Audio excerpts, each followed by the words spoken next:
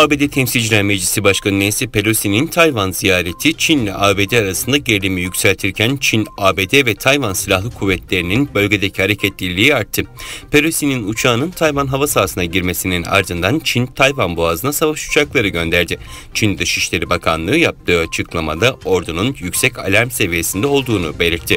Çin Komünist Partisi'nin yayın organı Global Times, Çin Halk Kurtuluş Ordusu donanmasının aktif görevdeki 2 uçak gemisinin de limanlarından ayrılarak denize açıldığını bildirdi.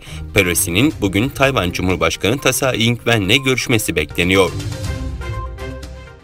Çin'in Doğu Türkistan'da işlediği soykırım ve zorla çalıştırma suçlarına karşı ABD öncülüğündeki ambargo ve buna bağlı politikalar Çin'in ekonomik gerilemesinde önemli rol oldu.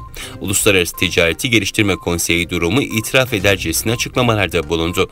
Uluslararası Ticareti Geliştirme Konseyi özel bir basın toplantısı düzenleyip ABD'ye ve batılı ülkelere saldırdı. Toplantıda konuşan komünist yetkililer, ABD'nin Doğu Türkistan'a ilişkin konulardaki politikalarının bölgedeki sözde istihdamı dağıtmak ve insan haklarını bahane ederek Çin'i kontrol etmek amaçlı olduğunu iddia ederek yaptırımlardan isyan etti. Çin Ulusal Sağlık Komisyonu nüfusun 2025'e kadar küçülme eğilimine gireceğini bildirdi. Dünyanın en yüksek nüfuslu ülkesinde doğumları teşvik için kampanyalar başlatıldı. Öte yandan Çin Komünist Yönetimi Doğu Türkistan'da Uygur ve diğer Müslümanlara yönelik soykırımını sürdürüyor. Türkiye-Azerbaycan-Özbekistan Üçlü Dışişleri, Ticaret ve Ulaştırma Bakanları toplantısı dün Özbekistan'ın başkenti Taşkent'te gerçekleştirildi. Toplantıda Hazar geçişli Doğu-Batı Orta Koridoru olmak üzere 3 ülkenin ortak gündeminde yer alan konuların işbirliğinin arttırılması konuları ele alındı. Toplantının sonunda Türk dünyasının refahını yükseltecek ve ilişkileri arttıracak Taşkent bildirisi imzalandı.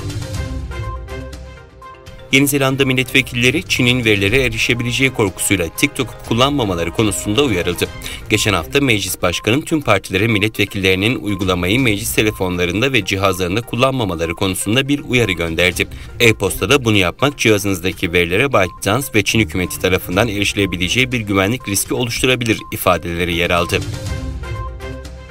ABD Temsilciler Meclisi Başkanı Nancy Pelosi'nin Tayvan ziyaretiyle ilgili olarak ABD'nin Çin Büyükelçisi Çin Dışişleri Bakanlığı'na çağrıldı.